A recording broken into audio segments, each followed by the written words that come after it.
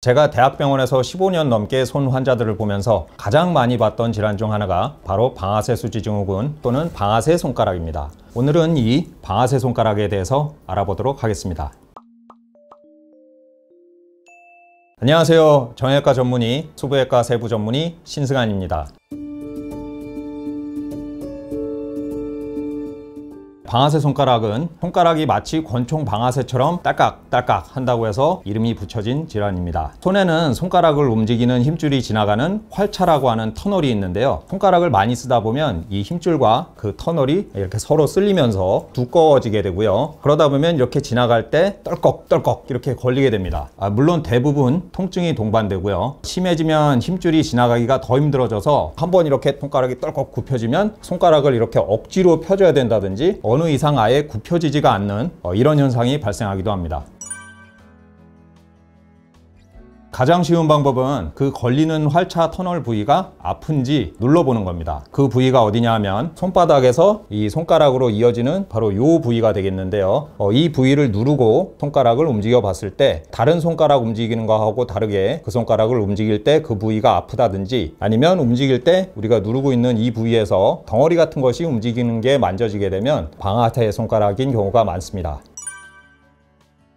네, 손가락을 많이 써서 생기는 게 기본적이고요. 이 질환 자체가 힘줄이 활차 터널에서 자꾸 쓸리면서 생기는 거다 보니까 특히 손가락 끝으로 힘을 세게 줘서 하는 일이라든지 이렇게 손잡이를 꽉 잡고 하는 일 같은 것을 많이 하다 보면 방아쇠 손가락이 잘 생깁니다. 대표적인 것이 풀을 뜯는다든지 이렇게 호미질 같은 것을 하는 농사를 하시는 분이나 아니면 손가락으로 그립을 꽉 잡아야 되는 골프, 그리고 턱걸이라든지 악력기 같은 이런 운동들이죠. 또 중요한 게 이건 의사들도 사실 잘 모르는데요. 어떤 원인이든지 손이 붓게 되면 잘 생깁니다. 힘줄이 이렇게 지나가야 되는데 이 힘줄이라든지 아니면 활차 터널이 붓게 되면 아무래도 공간이 빡빡해지면서 서로 쓸리는 마찰이 심해지겠죠. 그러다 보면 염증이 생기면서 힘줄이나 터널이 두꺼워지는 겁니다. 그래서 대표적인 경우가 손이라든지 손목에 골절이 생긴 다음에 손이 2차적으로 부으면서 방아쇠 손가락이 생기는 분들이 꽤 많이 있습니다.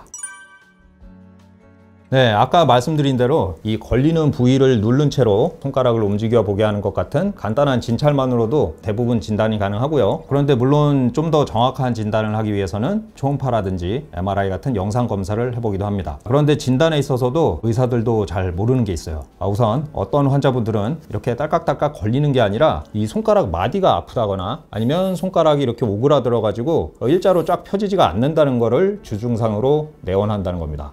이거는 그 걸리는 힘줄이 그 손가락 마디들을 움직이는 그 힘줄들이기 때문에 그런데요. 이 경우에는 대부분 환자분들이 관절염이다 아니면 뾰족한 수가 없다 뭐 이렇게 듣고 오시는 경우가 많은데 주사 한 방으로 손가락이 싹 낫게 되니까 환자분들이 너무 좋아하시죠. 또 하나 손가락이 이렇게 딸깍딸깍 거리는 게 손 등 쪽에서 손가락을 펴는 힘줄이 옆으로 빠지면서 그런 경우가 있습니다. 이거는 반대로 이제 방아쇠 손가락이라고 얘기를 듣고 쉽게 나을 수가 있다. 그리고 방아쇠 손가락에다 하는 주사를 손바닥 쪽에다 맞고 오거나 하시는 분들이 있는데 사실은 그건 이제 엉뚱한 곳에 쓸데없는 주사를 맞고 오시는 거죠.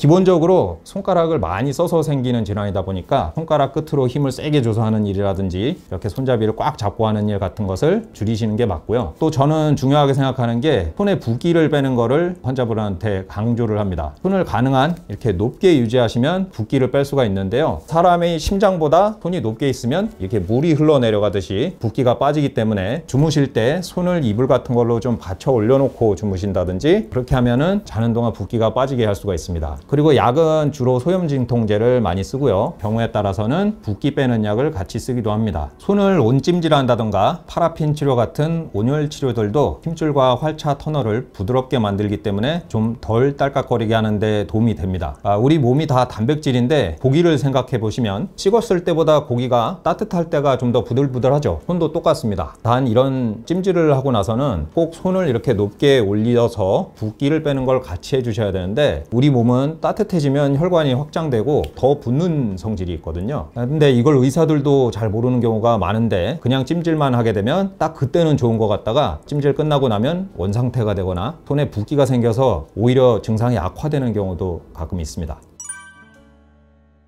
네, 앞서 말씀드린 치료들을 했는데도 증상이 계속된다든지 처음 오셨더라도 증상이 심한 경우에는 주사 치료를 하게 됩니다. 주사는 여러 가지가 있지만 기본적으로 스테로이드가 핵심을 이루게 되고요. 효과는 아주 드라마틱한데 며칠 지나면 마치 다 나은 것 같은 느낌이 드는 경우가 대부분입니다. 다만 힘줄에 스테로이드를 여러 번 맞다 보면 힘줄이 끊어져 버릴 수가 있기 때문에 주사 사이에는 간격도 좀 띄어야 되고 두세 번 맞고 나서 맞을 때마다 좋아졌다가 다시 증상이 생기는 것이 반복되신 분들은 수술을 받으시는 게 낫습니다.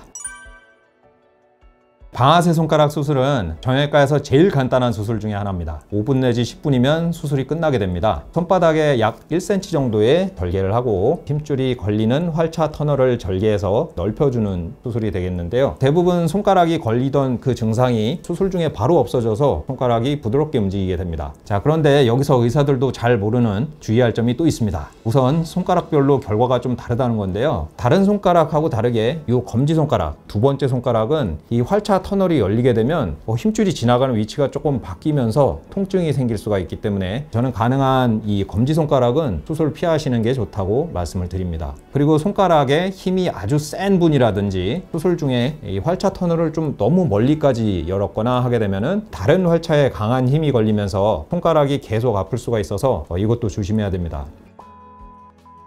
자, 마지막으로는 방아쇠 손가락이 심하고 오래된 경우에는 이 손가락을 구부리는 힘줄 두 개가 있는데 그 힘줄 두 개가 서로 들러붙어 있는 경우가 있습니다. 이걸 유착이라고 하죠. 수술할 때 이 힘줄이 서로 들러붙은 것을 해결하지가 않으면 수술하고 나서 딸깍거리는 증상은 없어졌지만 손가락이 여전히 끝까지 안 펴지거나 통증이 계속 있는 경우가 있습니다. 결론적으로는 수술은 금방 끝나고 간단한 수술이긴 하지만 생각보다는 경험이 좀 있는 손 전문 의사에게 수술을 받으시는 것이 좋습니다.